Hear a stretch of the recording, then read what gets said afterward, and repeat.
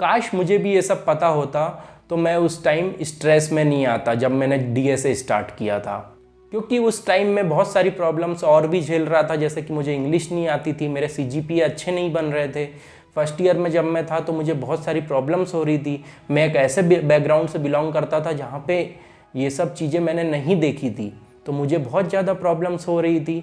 फिर ये सब चीज़ों को मैंने कैसे टैकल किया और आपको डीएसए को कैसे स्टार्ट करना चाहिए, क्या क्या चीज़ें आपको ध्यान में रखनी होगी डीएसए स्टार्ट करने से पहले कि उसके कारण आप स्ट्रेस में नहीं आओ। भले आप कैसे भी बैकग्राउंड से बिलोंग करते हो, आपका परसेंटाइल कम है, आप इंग्लिश में वीक हो, पर फिर भी आपको ये सब चीज़ें जानना बहुत ज़रूरी है कि डीएसए आपको किस तरीके से स्टार्ट करना चाहिए और कौन कौन से पॉइंट्स आपको उसमें पता होना चाहिए। जो मुझे पता नहीं थे उसके कारण से मैं बहुत ज़्यादा स्ट्रेस में आ जाता था, मेरी कंसिस्टेंसी वीक होती थी। तो चलिए वीडियो को स्टार्ट करते हैं। Hi everyone, this is Tarun Khandagre. In this video I will tell you things to know before starting DSA. पहले पॉइंट की हम बात करना चाहेंगे वो है पेशेंट। आप जब डीएसए स्टार्ट कर रहे हो तो आपको बहुत पेशेंस रखना होगा। डीएसए एक पेशेंस की जर्नी है। मुझे भी 2 से 3 साल लगते हैं। कोई भी काम अगर आप कर रहे हो तो उसमें आपको टाइम देना होगा। प्रॉपर आपको 2 आवर्स डे दोगे आप, उसके बाद 1 साल या 2 साल में आपको उसके अंतर पता चल रहे होगी कि हाँ मुझे बनने लगा है। जब मैं फर्स्ट ईयर में था तो मैं सोचता था यार मुझसे बन नहीं रहा है। स्टार्टिंग में मैं ऐसी मिस्टेक करता था कि मुझसे सिंटेक्स एरर मिस होता था, सेमी कॉलन मिस होता था और मैं कोड लिख भी देता था। उसके बाद भी मुझे उस पर भरोसा नहीं रहता था कि ये कोड चलेगा या नहीं चलेगा। बिल्कुल ये सब कंडीशन सभी को झेलना होता है। तो इस समय अपने आप को पेशेंस रखो, अपने आप को थोड़ा सा पेशेंस दो, कूल रखो। स्ट्रेस में नहीं आना है कि बाकी लोग को बन रहा है, क्योंकि बाकी लोग स्कूल में भी पढ़ के आए हैं। अगर आप ऐसे लोग हो जो स्कूल में नहीं पढ़ा है, कॉलेज में फर्स्ट टाइम देख रहे हो, तो आपको थोड़ा पेशेंस देना होगा। 6 महीने में वो धीरे धीरे बनने लगेगा, आपसे धीरे धीरे चीज़ें होने लगेगी। ये एक पेशेंस की जर्नी होती है। सबको लगता है टाइम, इसलिए आपको भी लगेगा। ये कोई ऐसा नहीं है कि आप मैजिक है कि बहुत जल्दी हो जाएगा। सबको टाइम देना पड़ता है, आप भी दीजिए, आपका भी होगा। Don't directly jump to competitive coding. Why I am telling this? Because बहुत लोग ये सब देखते हैं कि जब ग्रीन टिक्स आते हैं, हम जब ऑनलाइन कोड कर रहे होते हैं तो हमें बहुत अच्छा लगता है। जब हमारा कोड रन हो जाता है बहुत अच्छा अंदर से एक फीलिंग आती है जो कि अच्छी होती है।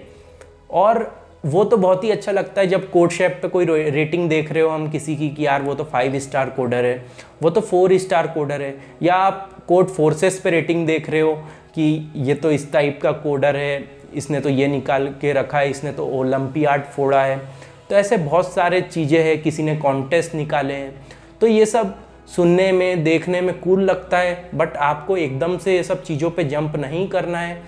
कोड फोर्सेस कोड शेप पे आपको जंप आराम से करना है। उसके पहले आपको बेसिक डीएसए का नॉलेज होना चाहिए, एक अच्छे से प्रोग्रामिंग लैंग्वेज आना चाहिए। एकदम से बहुत जल्दी में आप कॉम्पिटिटिव प्रोग्रामिंग में जाओगे तो आपको चीज़ें नई बनेगी और फिर बहुत ज़्यादा आपको तकलीफ होएगी, बहुत ज़्यादा स्ट्रेस आएगा। तो मैं नहीं चाहता हूँ ऐसा हो आपके साथ कि आप एकदम से वहाँ जंप करो और बहुत ज़्यादा स्ट्रेस आप हैंडल करो। उससे पहले आपके कुछ बेसिक फंडे क्लियर होना चाहिए। बेसिक फंडे अगर आपके क्लियर हो जाते हैं तो आपको बिल्कुल तकलीफ नहीं हो रही होगी, तकलीफ हो भी रही होगी तो आप उतनी हैंडल कर लोगे। तो ये है हमारा second point. Don't stay to one type of question. What does it means?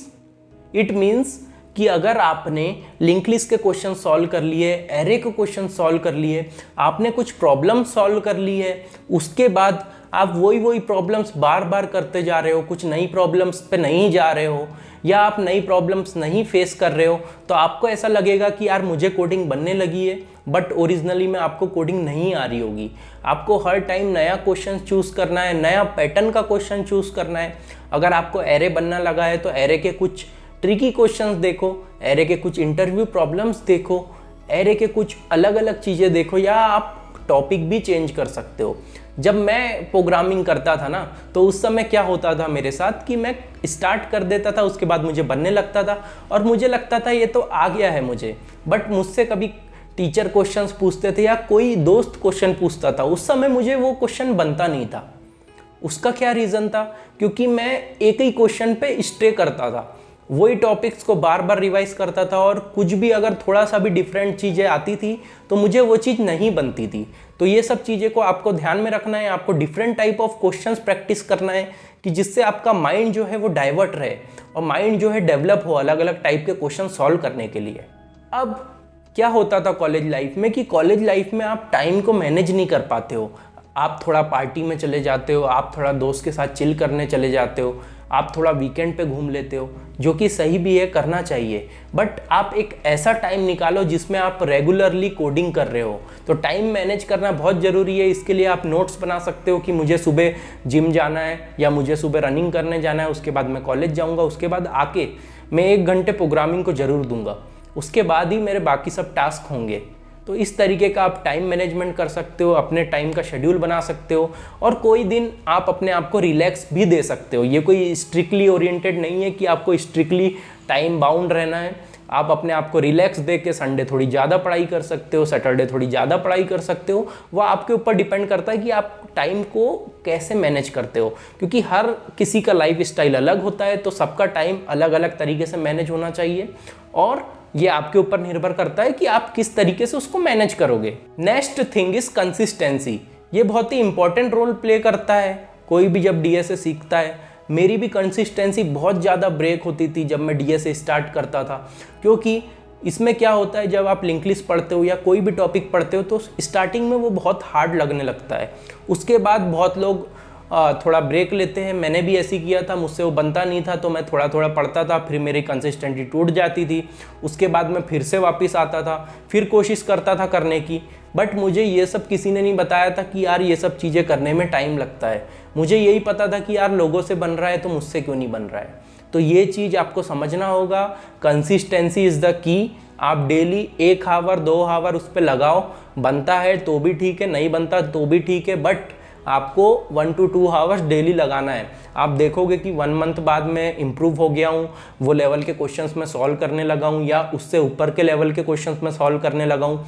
धीरे धीरे धीरे धीरे करके 6 मंथ में 1 ईयर में आप ऐसे बनोगे कि आपको प्रॉपर क्वेश्चंस बनने लगेंगे और आपको ऐसा लगेगा कि हाँ अब मुझे डीएसए आता है।